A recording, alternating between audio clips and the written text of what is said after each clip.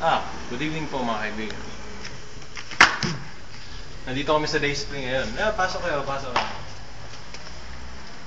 Total camping naman namin bukas. Kita nyo ba ako? Madilim kasi ako. Yun, camping namin bukas. Tapos dito kayo matutulog. Sabi nila may mga multo daw dito. Lang yun. Papatunayan ko sa inyo, wala. Tuloy tayo. Ngayon si Mang Ted tulog.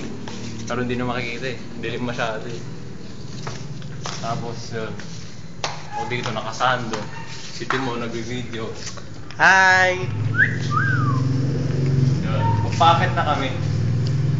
Sabi na itong lumang piano. Hoy, video cameraman. It's 10:37. Sabi na itong lumang piano na to. Tumutunog daw yan mag-isa. Hindi ko naniniwala. Sabi lang.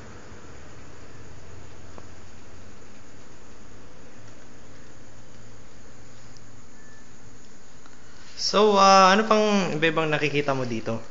Wala, porket bukod sa kapre sa nagsasalitang baboy at sa tikbalang, wala naman. At naman namin ipis, dito, bad trip.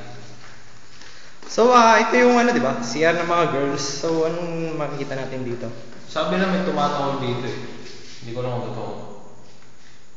Tumatawag daw mag-isa dito, gano'n.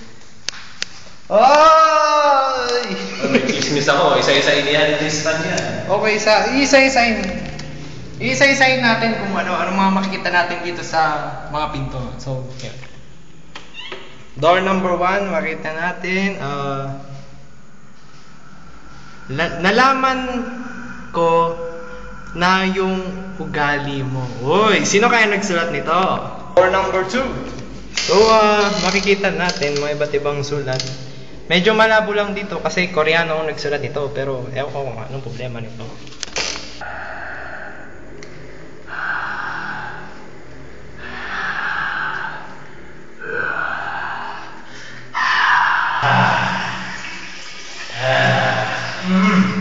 Yeah, that's the bomb. Ay, diyan naman tayo. Wala. Tara, taas tayo. Mukhang maraming sign tayo na dito.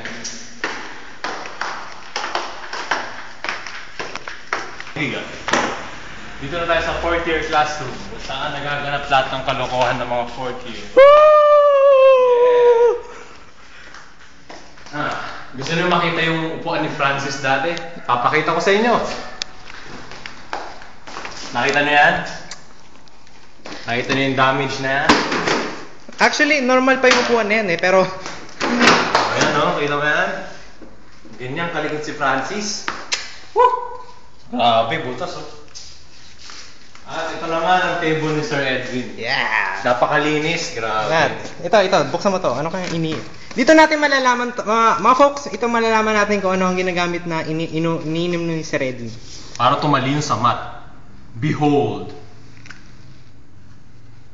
Ching, ching, ching, ching, ching, ching, ching.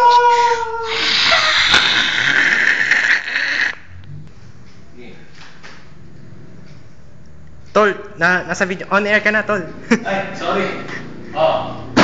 Itong dalawang blackboard na to, yan ang parusa sa lahat eh. Kasi dyan nagtuturo yung mga teacher. Lalo na si Sir Edwin.